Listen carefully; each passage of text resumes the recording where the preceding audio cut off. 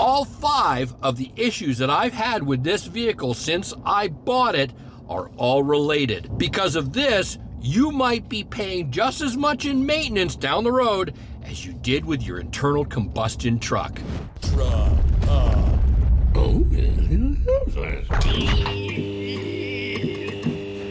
As many of you know, in fact, in my most recent video that I put out on creating a Sentry mode for my truck, I'm a bit of a Luddite. I'm a technophobe.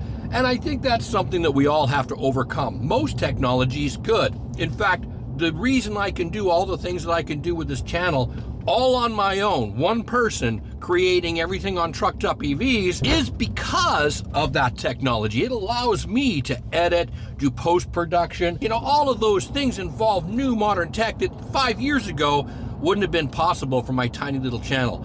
So here's to tech. But as I've said in previous videos, one of my biggest concerns about my EV truck isn't the EV part at all. It's not the drivetrain, it's not the batteries, it's not the battery management system, it's not the inverter, it's not the internal charger, it's none of that. It's the one thing that caused us so many problems and saw so much price increase in modern vehicles, whether they were hybrid, gas, diesel, or electric, is what's happening on the tech front. So I'm gonna ask you a question. Don't be shy about it. How often do you replace your phone? Do you buy electronic consumer goods that last just as long as the warranty, where built-in obsolescence has them break days, weeks, right after the warranty expires? How often have you had to replace your flat screen TV? Back in the day, we Luddites, we technophobes, we had TVs that lasted decades. Yeah, okay, you had to get up and turn them on and off, and you had to flip the channels. Yeah, that's how old I am. But here's the reality. They never broke. In the time that I buy one television, you'll buy 10. And what's crazy is, if I go out and I buy a television or any consumer electronic product, and I buy something with a really long warranty on it that's really backed up, that stands behind its product for years and years, it's kind of interesting that that product costs 2 or 3 or 4 times as much as all the other ones. Well, that's because you're gonna pay less. You're gonna buy that TV once, it's gonna last you 10 years. Meanwhile, all the people who bought the $3.99 special at the front of Walmart or Costco, that TV lasts 90 days or 6 months or 1 year, depending on how long the warranty is on it. Even then, there's a lot of warranty claims, because they know not everybody will claim the warranty because it's so difficult. They'll just say, oh, it's such a bother, I'll just go out and buy another one. And by the time you're done buying all of your televisions, you've bought and spent more money than the person who bought the long warranty, high quality, expensive one. So where the hell am I going with this? Have you ever taken a look at your center console? Have you taken a look at the number of control and electronic modules that are inside your vehicle? Everything's integrated through some sort of software, firmware, switches. It's all electronics based stuff. As an example, since I bought this truck in December, they told me that everything was tickety-boo when I bought the vehicle, that everything had been checked out, and some of those things weren't correct. In fact, when I left the lot that night, they'd already closed. You can see that video right here, where it was like a race against time to get the vehicle. I left the lot that night and had 4 faults and codes go off on the dash, and I had flat tires. There were so many things that did not go well, but they stepped up and did all the repairs after the fact. In fact, even helped me through my local dealership. So I got to give them some credit for stepping up here, and they did. But here's what went wrong. The moment that I got the vehicle, my camera stopped working. 3 weeks later, made a trip back to Vancouver, and I brought it back in, and we took a look, and sure enough, one of the cameras was gone. Again, lowest common denominator. Cameras are a big replacement item with almost every vehicle on the road, hybrid, gas, diesel, or electric. Okay, tiny little thing. Well, it turned out when they put the camera back in, it wouldn't work. And it turned out that the wiring harness in the door had gone. There'd been a short or something had happened in it, so it needed to be replaced.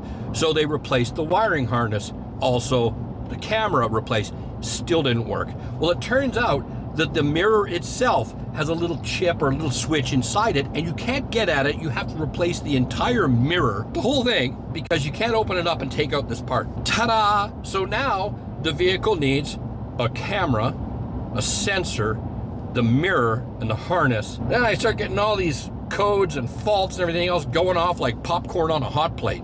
And I go through them all, and they're all software related. And what it turned out to be was the company, the commercial company that had this vehicle back in Quebec never did any software updates since 2022. So the thing had got so jammed up it couldn't update itself anymore. We brought it into my local dealership and they had to have it for almost 3 frickin' days to do all the software and module updates, because every time they did one update there was a cascade of the ones after it. One of the big faults that had me go in there was I got a powertrain four-wheel drive system malfunction warning. Now, that'll scare the living crap out of anybody with an EV. Powertrain malfunction, four-wheel drive motor, four-wheel drive system malfunction.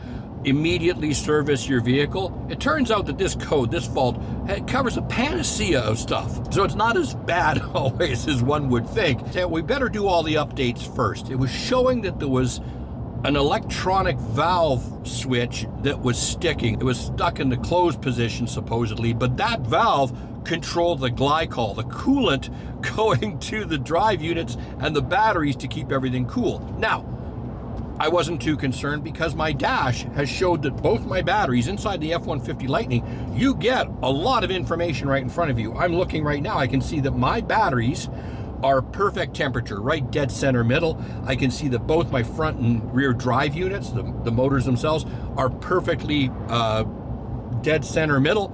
So nothing, I could see when this fault went off, there was no indication of that. And also, it didn't affect how much power. Usually if there's a powertrain malfunction, it'll seriously restrict the amount of power that you can access from your batteries. Didn't do that. It was still showing 100%, use them as much as you want. I agreed with what the dealerships both felt should be done. Update all the software first and find out what's going on. So we did that, and all the codes, all the faults went away until about 3 weeks ago, right in the middle of me having to film 3 different videos. Suddenly, that I need the truck for, suddenly I didn't have a truck because off went the fault again. And it turns out that sure enough, that electronic switch on that valve was shot. So my vehicle was in for 3 days, and then the part showed up. They ordered the wrong part. Yet again, I had to wait for another week to get my truck back. Ford uses all these tier 1 suppliers, and every single one of them's lowest common denominator and how you get in the door is cheapest guy wins. Okay, so that lowest common denominator means we're getting some pretty crappy stuff being built and shoved in our vehicles. And sure enough, those are the things that are starting to go. There's a lot of things that don't work properly together, as any Ford F-150 Lightning or any owner of a modern vehicle will tell you. Phone is a key. If you use phone as a key, if I have a key in my pocket or I'm carrying the phone, all of your walk-away auto lock fail.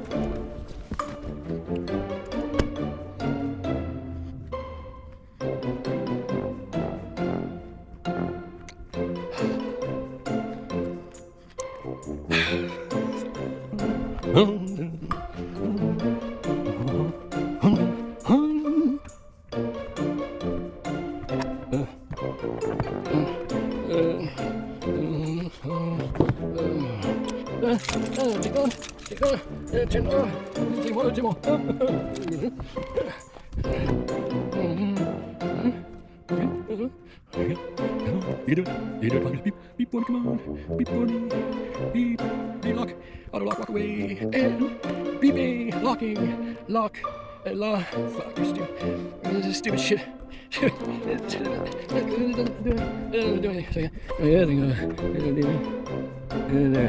There's lock. Okay, so let's walk back again, try to get the key, and let's right, here we go. Please go on, you do it. That complicates our complicated tech here. It's just a phone, give up, you can do it. I can do it. Come on forward, rooting for you, come on. Open the baby up, okay, and come on, wait around, and keep out the phone, What we're starting to see a pattern of is the vehicle itself is fine.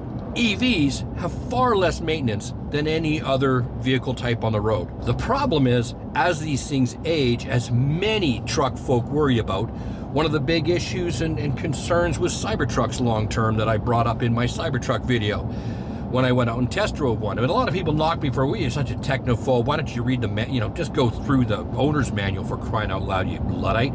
Well, most people won't, and a lot of people are like me. They worry about how that tech will stand up because we're replacing our cell phones every frickin' 6 months or a year. We're replacing our laptops every year or two. Well, now we have laptops and cell phones and chips stuffed inside our vehicles. We know that the number of parts is exponentially more inside an internal combustion and hybrid vehicle than inside an EV. We know that those parts fail. We know maintenance costs are much, much higher. But if I were an OEM and I wanted to make sure my dealerships got fed lots of money over time, how would I solve that problem? All of those modules and those sensors and those cameras and those chips will fail. And that is a whole new maintenance stream of revenue. Everything that we're seeing and hearing about in the advancement of auto manufacturing efficiencies is for the manufacturing process and the ability of the company to save money, to make more money. In the end, many people would say that's a really negative attitude because the end user will ultimately benefit. But is that truly what's happening? If you take a vehicle from the 1980s and 1990s and drop it next to a vehicle from the 2000s, and then you take a vehicle from the 2000s and you drop it next to a vehicle from the 2020s, the technological advancements are not even questionable. They're amazing. What you can do with those vehicles compared to what you could do then, it's night and day. It's orders of magnitude of improvement. Sure, but as the costs come down, it's skyrocketed. It's gone above the rate of inflation. If you take any measure, if you take COVID, if you take a look at chip shortage, if you take all of that and you factor it in, you're still paying more. So no, you're not seeing a monetary benefit from my personal view. If you disagree with me, please let me know in the comments below. We're about to find out this experiment that we have going on with this removal of right to repair, removal of being able to crawl under your truck and fix something because it's not fixable. Just like the mirror, in my case, you can't go into it and replace any parts. It's sealed. It's just one large part. And you're going to pay a lot of money. Because sure, the manufacturer will say, well, we went from 400 parts to 12. Okay, good for you. You're saving yourself money in the manufacturing process and the amount of parts that you have to make or order or produce in a vertically integrated way. It's going to be just like an iPhone. It's going to be just like your Fitbit. It's going to be like all your other tech toys, that they're going to just want to replace them faster because now you're driving the outdated stuff. And you can't just go out and buy the updated stuff for your vehicle. So here it is in a nutshell. Every single thing that's popped up with this vehicle since I bought it has been software or electronic related. All of it. I'm going to document over time how well we do, what kind of gremlins come out over time, and how well the vehicle stands up from that perspective, as well as its drivetrain perspective and body, all of the mechanical aspects of the EV truck. I'll let you know this, it's going to play a pivotal role in what I drive next. My next EV truck, I'm going to be looking at how robust and how simple those systems are before I drop a lot more money on the table for a lot more potential problems. Let me know what you think. Are you like, embrace tech, man, get over it. It's going to work itself out. It's going to work better. AI is going to do a lot of it. We can get rid of, all kinds of componentry, which means simplicity, which means more robust. That might be your view. Tell me in the comments below. How do you think we should move ahead? Are we going to see more problems or less? If you go and buy a pickup truck, are you looking for tech when you're shopping? And is that now a key factor in what you buy? Can't wait to hear from you. As always, thanks for watching.